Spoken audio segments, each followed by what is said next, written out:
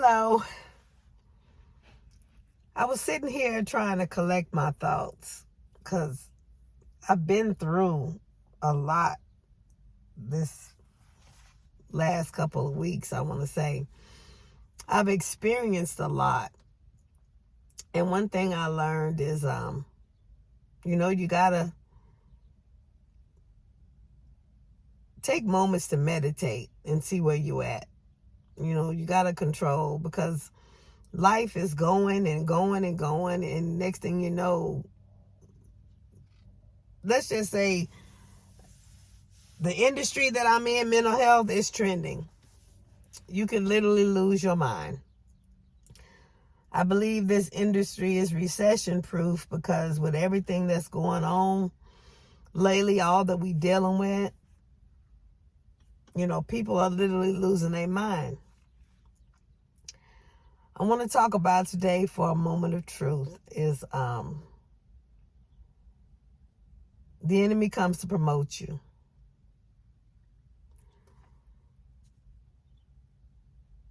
I witnessed a woman who was literally losing her mind. She was rambling on, complaining, but at the same time trying to convince others as she was trying to convince herself of things that were taking place, or she was trying to paint the picture that these things were taking place. There was no documentation, no proof, no evidence. This individual literally stood up and said that she had a visitation in a dream about a woman that had passed away.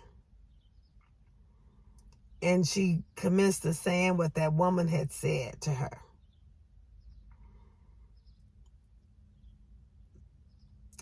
That's mental illness. People, when they're gone, they don't come back. If anything, is dealing with familiar spirits. This woman was in leadership role. And with all the stress that she was going through, with all the things that she verbalized that she was going through, she was basically fighting for her life and her welfare. And her mind was playing tricks on her. And she was literally having a mental breakdown before a group of people. And I believe I was the only one in the room who caught it because that's my degrees. That's what I study. I felt bad for the individual. And I didn't get to speak with her because they called a meeting and anybody that wasn't a part of the meeting had to leave. So I left. I sat in my car waiting till the meeting was over because I was trying to see if another individual needed a ride home because I had brought her there. The meeting ended and I watched the woman walk across the street, get in her vehicle and leave.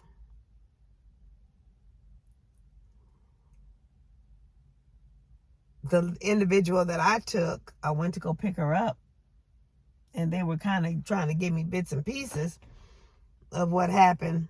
Long story short, they didn't have a shepherd anymore. They didn't have a leader or overseer anymore. And they got to talking about, they got themselves in the situation that they got themselves in because they didn't have a shepherd. They didn't have somebody that knew the business, knew, what to do, what not to do. They didn't have anybody in that role. That's how they was able to be manipulated or bamboozled in that way.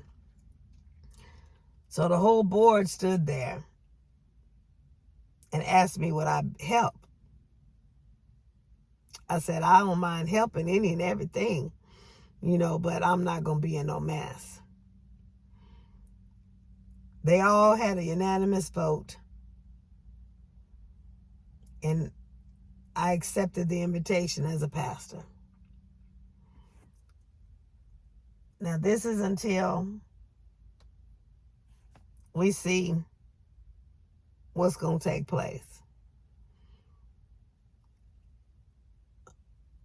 That's because I don't know if I'm ready for it. But listening and the confirmation of everything that's going on in my life, I know that this is what God wants me to do. So I told them I don't want to be on no board. I don't want to be on no paperwork. I don't want no money. I don't want nothing to do with that part. All I want to do is come in, teach, and leave. Pray, all that. The rest of the stuff, as long as I open the door and the lights come on, I know it's good. I don't have to deal with none of that part. So far, they're okay with that. But they feel peace because they have somebody that knows, these people, they were just manipulated. They watched this woman take all their money, and the church rent wasn't paid.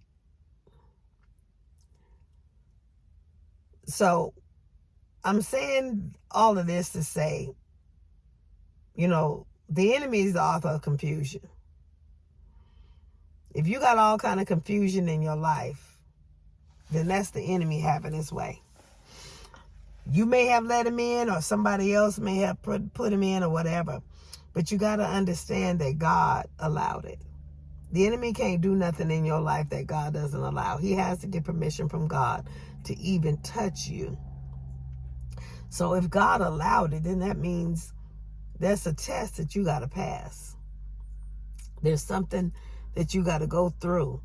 And behind that is an elevation. So I guess I've been elevated to teaching this group of people, to putting them back together. This individual came in and manipulated and got over on these people because they were grieving the death of their pastor. And according to the stories that I've heard, like I say, it's only one-sided. But with all the stories coming together, I'm pretty much believing that one side. And with everything that I've seen come to pass, it's like they ain't got no reason to lie.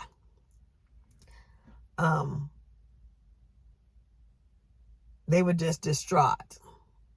They needed somebody to step in that had a sound mind and a sound heart, and that was about God's business and not about raping them or getting more, building their income off of them and all of that. Which this young lady,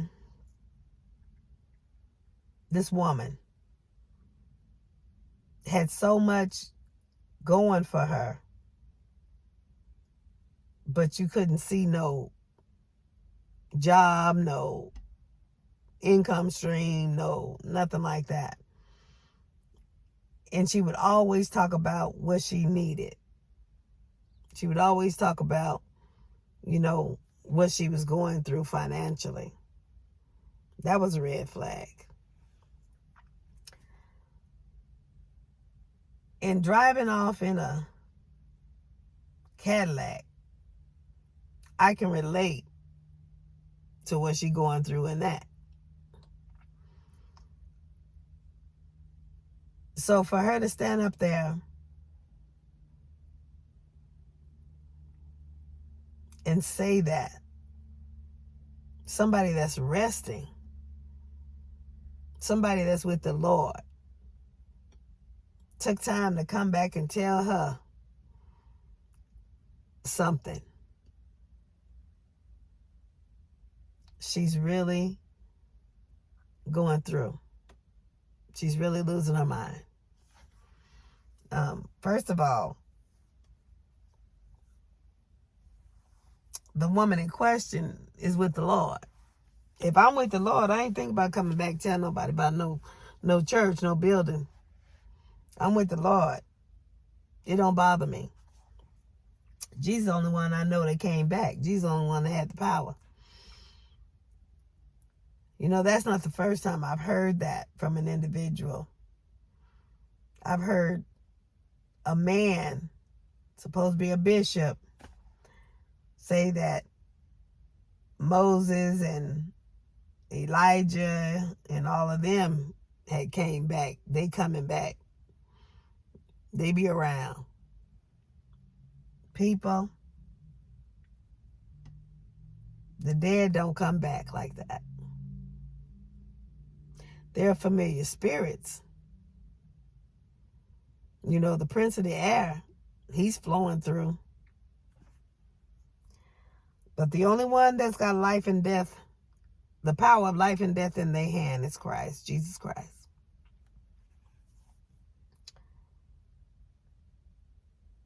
So, God cleared my plate so that he could get my undivided attention to be able to deal with this, to see this. Because I ain't gonna lie, had I been going through everything I've been going through, helping all those that I've been helping and focused on all that kind of stuff, I wouldn't have caught this either. You know, just going through. God had to bring me to a place where I'm just by myself and can hear him. God calls me into consecration. And it's a beautiful thing because as I pulled back, I began to realize people who weren't as mature as I thought they were. I began to realize people who were manipulating me. You know, just coming to me for everything, like I was God in their life. Because I needed to take a moment to step back. They feel some type of way. It went even so mediocre as I sent a video message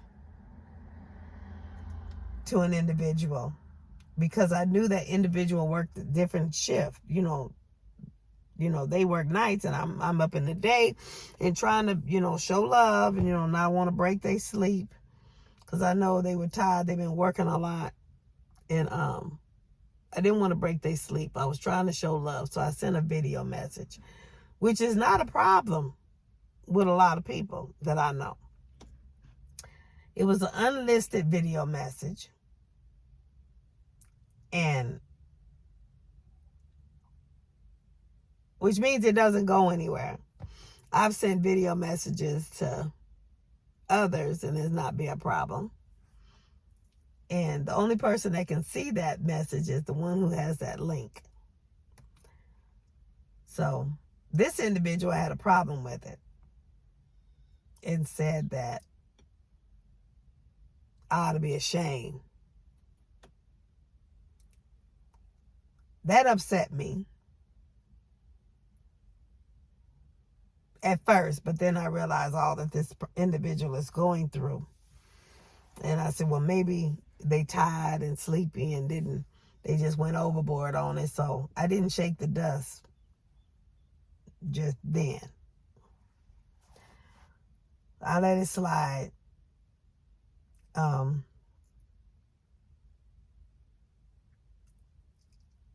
This is the same individual who don't think that it's a shame. Scripture talks about living off the widows. You would think that this individual would think it'd be a shame to ask women for money, especially single women. A womanizer. You would think it would be a shame, but they went totally overboard over a video message. They didn't hear nothing that was said. It was about an hour-long video, if I remember correctly. They didn't hear nothing that was said. All they saw was YouTube.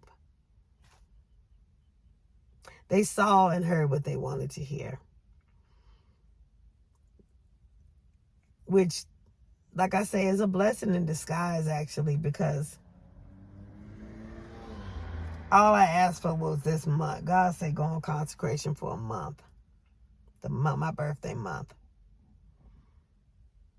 And the way this individual is acting, I guess I got consecration with that from that one for a lifetime. I never said that it was a problem in giving. I wouldn't have gave if I didn't want to give.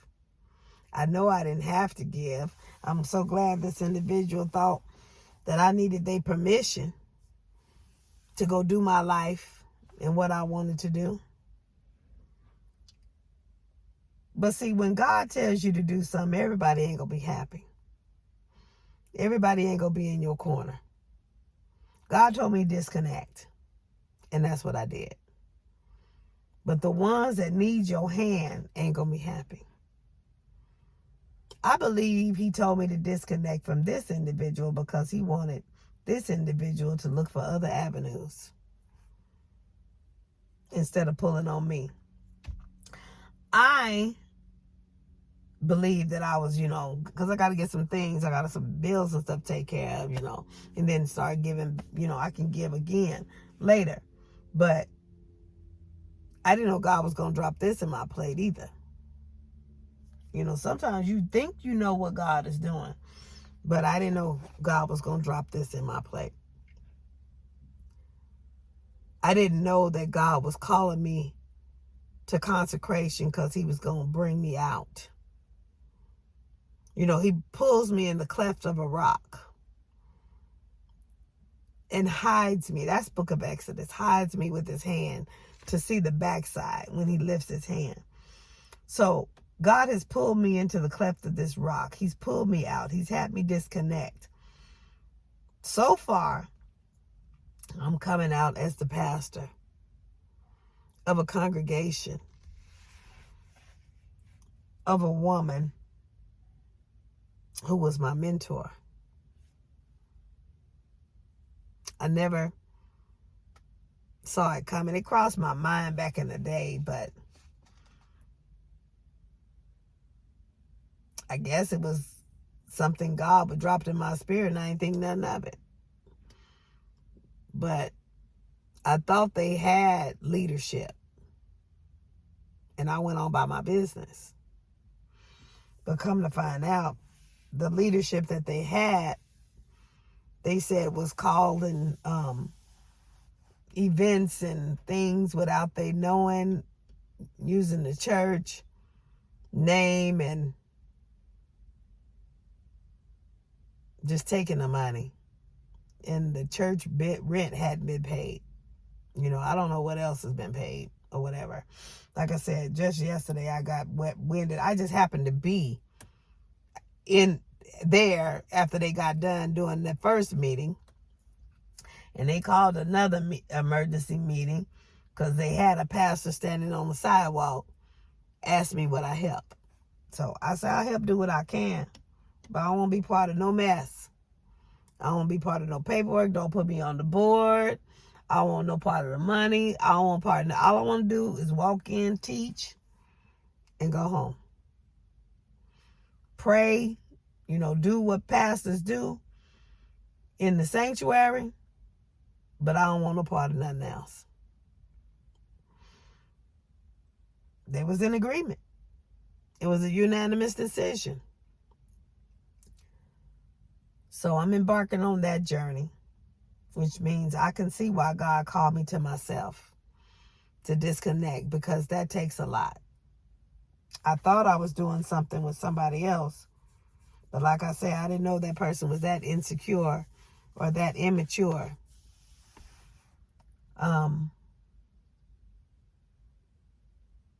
That's how God does it, though. When he wants you to do something, he calls you alone. He don't need you to be with nobody else. So I signed my invitation letter yesterday. I'm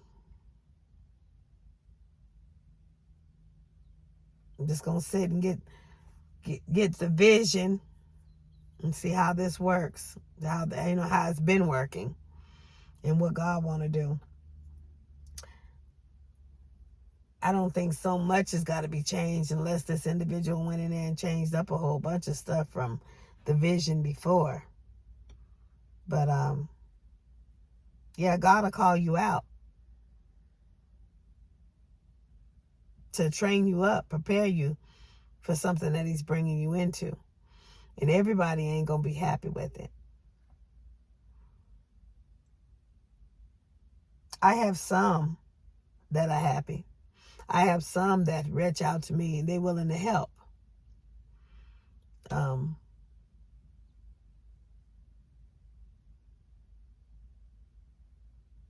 Like I said, I'm in consecration to see what God want to do. I still got to do. This doggone bird is on my sunroof. I still got to do, my daily routine and everything, but I'm just checked into God more so. I'm not all over the place. I'm not helping here and doing there. He brought me all back in one to help. And I was thinking about this individual that I never expected them to act that way or to be that immature, that insecure. It's hurtful because you don't invest in something that you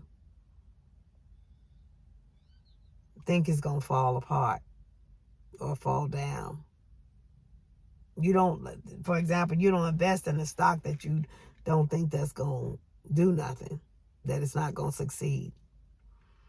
But when, invested in, that's be twice I've done that. Invest in an individual that don't go nowhere. So that tells me that they're stopping their own self. They need to get to God themselves. They was always coming to me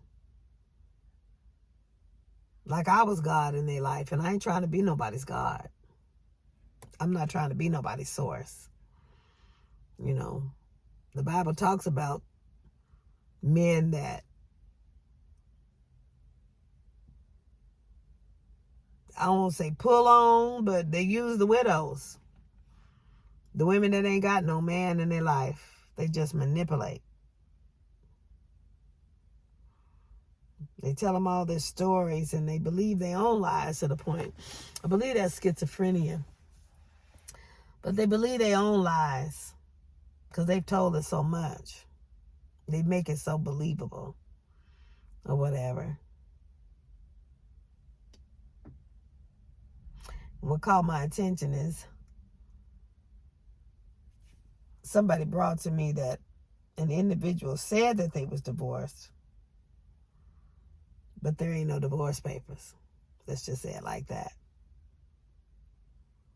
When God opens your eyes, he starts sending you confirmation. He starts sending you proof. So, and God knows that I don't deal with adultery and I don't deal with none of that.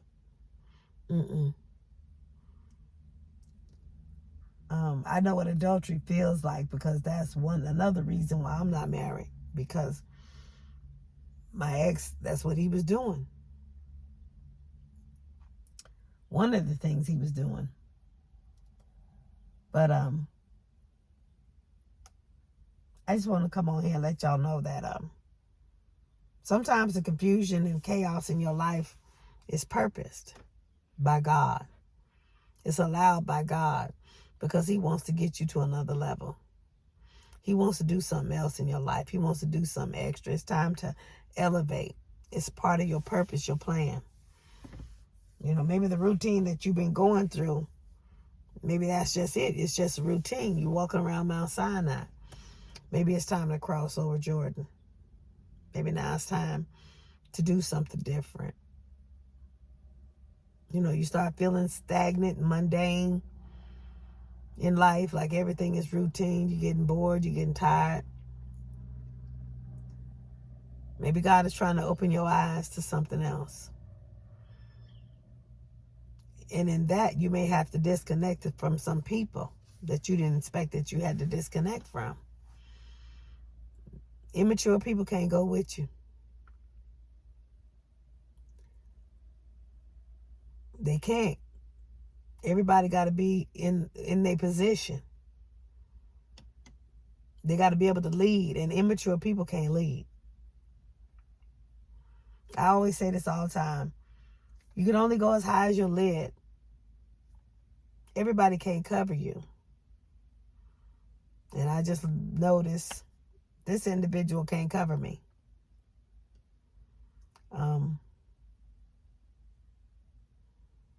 It's sad when they can show a good game, when they can talk a good game. But when the rubber meets the road, there's never nothing there. I was talking to my son this morning because he's going through something at that school that he's dealing with. I told him, boy, messing with other people's kids, you need to make sure you got documentation. Documentation beats speculation. Cover your butt, because this little boy he ain't got no discipline at home. He runs around and do any and everything that he want to do in that classroom. He doing smacking on this child and doing this on that child. And I told him, I said, you better be putting them statements in. You better get to right as cramp. You better do documentation, because when it's all said and done and then parents think they got a case, they coming after the school, and you was the teacher's aide that was with that child. You going down too. You need to make documentation. You need to keep you a journal, one of them composition books, and write down the date and time of every incident that little child did, that what you did. Start putting in them statement papers. You know, I get that Adobe Scan app on your phone to where you can scan your own copy after you sign it and you submit it, so they can say they can't say this, that, and they didn't do this and do that. I say cover your behind, especially with other people's kids, especially in this low income school too. You know, everybody looking to come up. They think they got something. They're gonna try to do a lawsuit or something. Oh, they looking for something big enough they can get pro bono. They ain't got to pay for the lawyer. I told him, I said, cover your behind. That's the thing the enemy is doing in his life. I said, you got to make that boy respect you. You ain't got to put hands on him. You ain't got to raise your voice. You got to be firm. If you say you're going to do something, do it. Do what you say what you do. I say, that's how. And I gave him the example. This dog in this house. Oh, Lord, this dog. This dog think that it's supposed to be my emotional support animal, because this dog is always around me. This dog is always putting his behind on my feet. he always, he think I love him to life. He don't know, half flying over everywhere. You know, I love God's creatures, but I'm not in love with no animal. But he always stay around me. But you know, I told Marcus, I say, you know why he do that? Because he know he can depend on me. He can trust me. He know I'm going to do what I say. All I got to do is look at him, he take off. When he know he done something wrong. When he need to go to the bathroom, he stand there by me by the desk and look at me. And then I know he need to go to the bathroom. He don't pee all over my house. He don't do none of that. I take him to the bathroom. When he ready to come back in, he bark. And then I come and I let him back in. He go get his bone. He lay in his bed, do whatever. He know. Respect is how I trained him. Respect. He know. I could feed him. I take care of him. Because everybody else be gone. Everybody else wanted the dog. But I be here. And he know. So we have an understanding. He listen to me, but he don't listen to them. So I own a dog that ain't supposed to be mine. I say Marcus gonna take him with him when he go. I don't know why that's gonna hack. But like I say, God allows things to happen in your life because he's getting ready to elevate you. He's getting ready to promote you. There's got to be a stirring up. You can't keep doing the same old mundane thing and expect something to change. That's insanity. He's got to give you something different. So, it's going to hurt. Yes. But some of the ones that you love can't go with you. Not because you don't want them to go. Not even so much because they don't want to go. But because God said they can't handle it. Just stick with God. That's all you got to do. Just make sure you stay tuned with God. And make sure it's God that's whispering in your ear. Make sure you know the voice of God. Not some familiar spirit coming telling you some stuff. Don't be with the mediums and the sorcerers and horoscopes and all that. You stay in tune with God. As long as you're in tune with God, when God gives you something, there's liberty. As long as you see the liberty in it, you should know that it's God. You know, the Spirit bears witness. I say that all the time, but you realize the Spirit bears witness with the Spirit in you.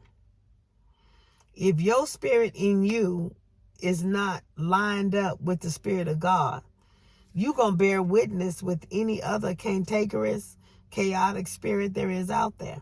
Any familiar spirit. If you bear witness with gossip, then that's what's going to come to you all the time. If you bear witness with people that's stealing from and hurting other people and using other people and manipulating other people, then that's what type of people are going to be gravitated to you. Those are the type of environments that you're going to be in, or those type of people are going to be in your environment. The Spirit bears witness. Whatever spirit is in you. So you got to make sure you got the right spirit on the inside of you, which means you got to make sure that you are prayed up, that you are in your word, that you know you got the Spirit of God in your word, that in your mouth, in your heart, that you're operating in the fruits of the Spirit. Love, joy, peace, long suffering, meekness, gentleness, kindness. The Spirit bears witness. His Spirit bears witness with those spirits. If you got other spirits like the work of the flesh, you're going to bear witness with that, and that ain't of God. I live a life that is peace that surpasses all understanding. And that's the people that I bear witness with. If anybody shows up that's not, I know the check, stage left. Because I don't want to live that type of life where I'm always stressed and wondering and worrying and can't have God. I just need God. I don't need my prayers hindered. That's why I don't need to be up under none of that mess. I say it all the time. I'm out here in the deep. And in order to be in the deep, I got to live in peace.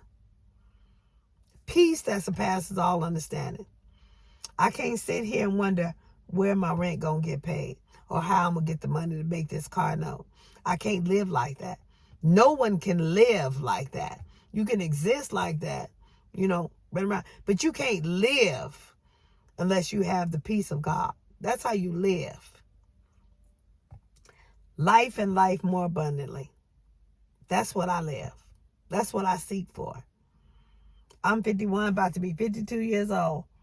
I ain't got time to be running around here living a lifestyle to catch heart attack, anxiety, all that, be in depression. Mental illness is real.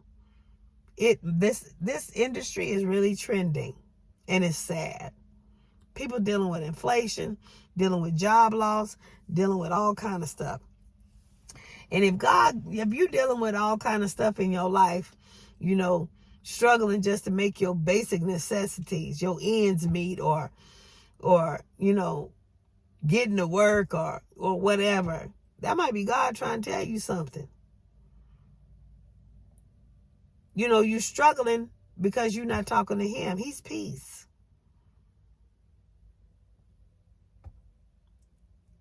People need to stop pulling on others and pull on God. Jehovah Jireh, he's my provider. That's why I have peace, because I know he controls it all. He owns it all. He even controls the enemy. When you realize that he has that much power, your life will be better. The enemy can't do to me anything that God don't allow. Nothing that God don't allow. So,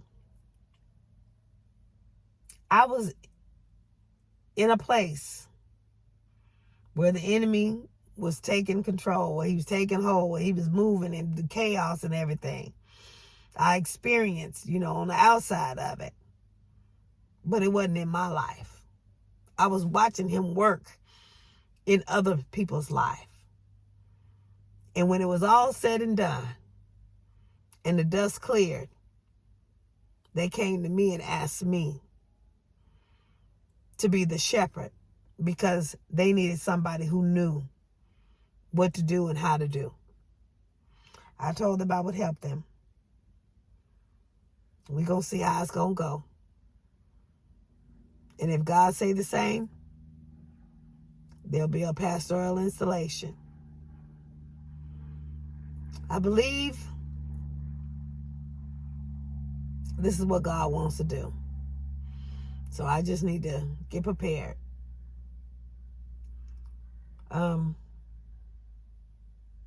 That's an elevation. The hurt that I went through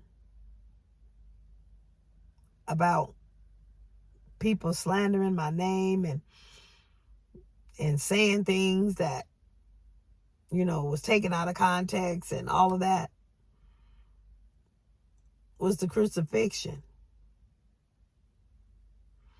Me disconnecting, not being able to give and be in everybody's face and try to help this one and that one. That's the bound. I'm on the cross. My hands was tied. My feet tied. I can't go nowhere. I can only do what the basic, do what I got to do to maintain the house, my children, doing the necessities. But any free time, there's no free time. It's with him. Spending it with him. Consecrating with him. That's the cross. You got to see yourself in Scripture. You have to see yourself in Scripture. And I guess this is the resurrection. When you go through something, you ought to come back out different. When God blesses you, it ought to take you out of your comfort zone. Just like I preach about this Cadillac. It took me out of my comfort zone. I know how to drive. I know how to maneuver a car, my Toyota, I, wheel that thing. But when he blessed me and put me in the Cadillac, it took me out of my comfort zone, because there were certain things that I had to learn to do in here. Like, for what, the number one, the biggest thing was the seat. Every time I opened the door, it would go back. And then I'd have to sit here and stretch to start it and get the seat to come up. I had to learn how to set the memory. I had to learn a bunch of things. This ain't no economy car, it's a luxury car. God elevated me from an economy car to a luxury car. So I'm just saying, when God elevates you, it ought to take you out of your comfort zone. If it don't take you out of your comfort zone, that may not be God. That might be the enemy just moving you from left to right, right to left. Don't look to the left, don't look to the right. You got to stay focused. The blessings of God elevate you from one dimension to the next. So if it's not a dimensional blessing, it might be just the enemy having his way in your life, getting you used to him so that he can have need of you and have use of you to make chaos in somebody else's life. Because that's how he going to use you for us to mess up somebody else's life. He ain't going to use you to bless you. He going to use you to be one of his imps in somebody else's life. He going to use you to infiltrate somebody else's life. And that word right there has been a lot in my life. All I've had is people come in and infiltrate. A lot of people come in and infiltrate and try to suck the life out of me. Money, everything, use everything. Because I give. I'm a giver and they know it. But they don't reciprocate. They don't reciprocate even means paying it forward. The cycle just stops with them. It doesn't go. It doesn't continue to flow. They come in here and tell me all these sweet nothings. They gonna do this, that, and the other, and nothing ever shows up. I purchase vehicles. The money goes out, the vehicle never show up. Infiltrated. That's what I'm saying. You got to be careful of the company that you keep. You got to be careful of the people that come into your life. See what their agenda is. Search them out. I'm starting to do background checks. Search them out. See what their motive is. Why they want to come to you. Why they showing up. See if God got his stamp on their life. If their life ain't flowing in peace and tranquility like yours is, they coming to do havoc. Because heaven and hell can't reside on the same plane. I heard a message yesterday, heaven or hell. Make the decision.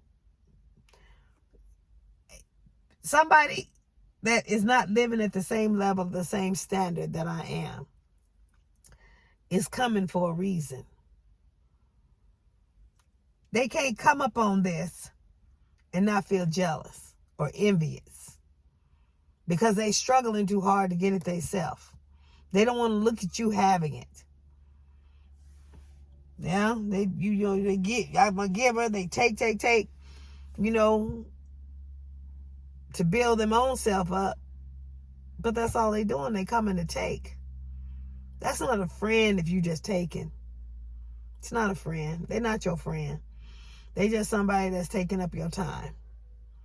They have no instance or no idea to give back or pour into you. All they too busy worrying about pouring in themselves. They're a bottomless pit. Until they get filled up, they ain't gonna think about filling nobody else up. That's that selfish nature. That's that self-righteousness. It sucks out the love in a person. The enemy comes to promote you. In whatever form he comes in your life. You got to be conscious. You got to be present to know what's going on. Or if not, you just going to be bamboozled. You're going to be empty, dry. There's a lot of people on the street now because of the pandemic and not being able to do. But then there's a lot of people on the street also because they believed and they trusted in somebody that just stole everything from them. When I heard about this woman in this situation, it just broke my heart that somebody would even feel that they were able or capable of taking from other individuals like this. Just manipulating them. There are those type of people in the world. And you don't realize it until your eyes is open. I'm starting to believe or think that the same thing that these women was going through is what I've been going through. I'm giving. I'm a kind heart.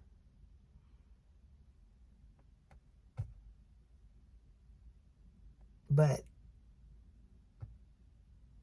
maybe they was just manipulating too.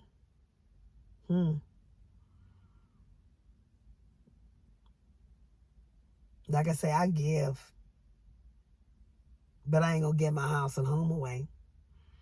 These individuals, they were doing what they were supposed to do, but they was having to cover extra. Come to find out,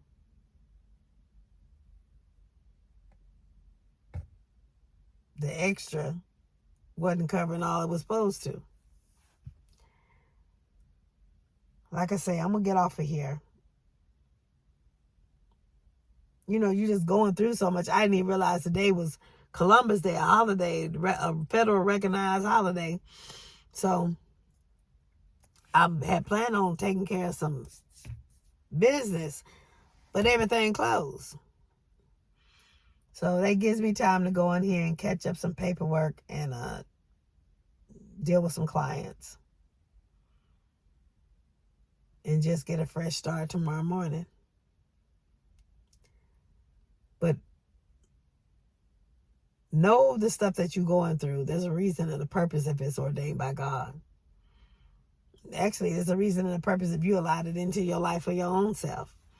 You know, get to the behind it. Learn the lesson. Complete the course. You know, when the rubber meets the road, when the dust settles, there's got to be a spoil. There's got to be a reward. That's what God blesses you with. That's your promotion, your elevation. If there is no spoil or no elevation behind it, you just spending time wasting your life. It's time to go do something different. Don't waste time. Time is precious. Only God can give it back to you. Y'all stay blessed.